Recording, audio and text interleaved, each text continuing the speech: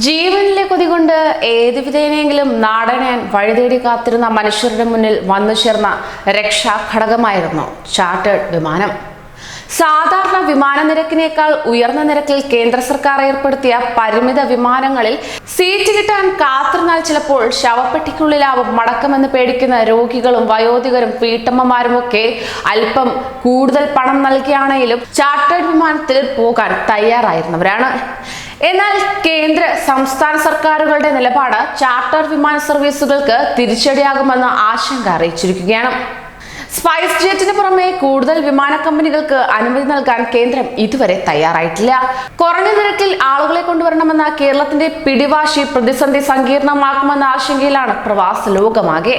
അങ്ങനെ മടങ്ങാൻ ആഗ്രഹിച്ച് എംബസികളിലും കോൺസുലേറ്റുകളിലും രജിസ്റ്റർ ചെയ്തവരിൽ 15% പേർക്ക് പോലും ഇതിനോടകം തന്നെ അവസരം ലഭ്യമായിട്ടുമില്ല.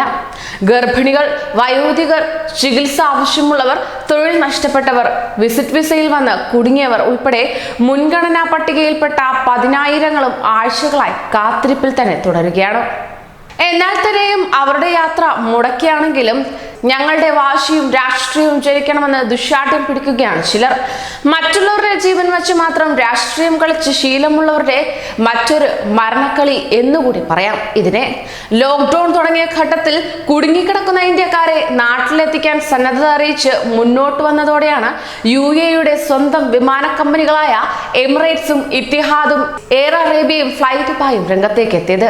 എന്നാൽ സമയമായില്ല എന്നായിരുന്നു ഡൽഹിയിൽ നിന്നുള്ള മറുപടി ലഭ്യമാക്കിയത്. അതേസമയം ഒഴിപ്പിക്കൽ വിമാന സർവീസുകൾ ഒട്ടും പര്യാപ്തമല്ലെന്നിരിക്കെയാണ് ചാർട്ടേഡ് ഫ്ലൈറ്റുകൾക്ക് അനുമതി നൽകിയ നടപടി പ്രവാസ ലോകം സ്വാഗതം ചെയ്തത്. എന്നാൽ പുതിയ ഉപാധികൾ ചാർട്ടേഡ് വിമാന സർവീസുകൾക്ക് തിരിച്ചടിയാകുമെന്നതിൽ സംശയമില്ല. ചുരുങ്ങിയ നിരക്കിൽ ആളുകളെ കൊണ്ടുപോകാൻ കേന്ദ്ര സംസ്ഥാന സർക്കാരുകളാണ് മുൻകൈ എടുക്കേണ്ടതെന്നും പ്രവാസ ലോകം ആവശ്യപ്പെടുകയാണ്. ഗൾഫിലെ ബജറ്റ് എയർലൈൻസുകളും കേരളത്തിലേക്കുള്ള സർവീസുകൾക്ക് സന്നദ്ധ അറിയിച്ചുകൊണ്ട് രംഗത്തേക്കെത്തി. എന്നാൽ ഇക്കാര്യത്തിൽ പോലും അനുകൂല തീരുമാനം ഉണ്ടായില്ല. സാങ്കേതിക പ്രശ്നങ്ങളുടെ പേരിൽ പ്രവാസികളുടെ മടക്കം അനിശ്ചിതത്വമാക്കി നീളുമോ എന്ന ആശങ്കയും ശക്തമായി തന്നെ ഗൾഫ് രാഷ്ട്രങ്ങളിൽ ഉയരുകയാണ്. ഏത് സംഘടന വിമാനമിറക്കണം എന്നതല്ല ഇവിടെ ഉയർന്ന പ്രശ്നം, എന്നാൽ നാടണയാൻ ആഗ്രഹിക്കുന്ന മലയാളികളെ നാട്ടിലെത്തിക്കണം എന്നത് മാത്രം. ആ മനുഷ്യർ നാട്ടിലെത്തി ആശ്വാസത്തോടെ നെടുവേർപ്പെടുമ്പോൾ വിജയിക്കുന്നത് സംഘടനകളല്ല, സർക്കാരല്ല, മലയാളി സമൂഹമാണ്. അവിടെ യാത്ര മുടക്കുമ്പോൾ ആ സാധു മനുഷ്യരുടെയും കുടുംബാംഗങ്ങളുടെയും കണ്ണുനീർ വീഴുമ്പോൾ മലയാളി പ്രവാസ ലോകത്തിന് മുന്നിൽ മാത്രമല്ല ലോകത്തിന് മുന്നിൽ പോലും തലകുനിക്കേണ്ടി വരും. കൂടുതൽ പ്രവാസി വാർത്തകൾക്കായി ഈ ചാനൽ സബ്സ്ക്രൈബ് ചെയ്യൂ.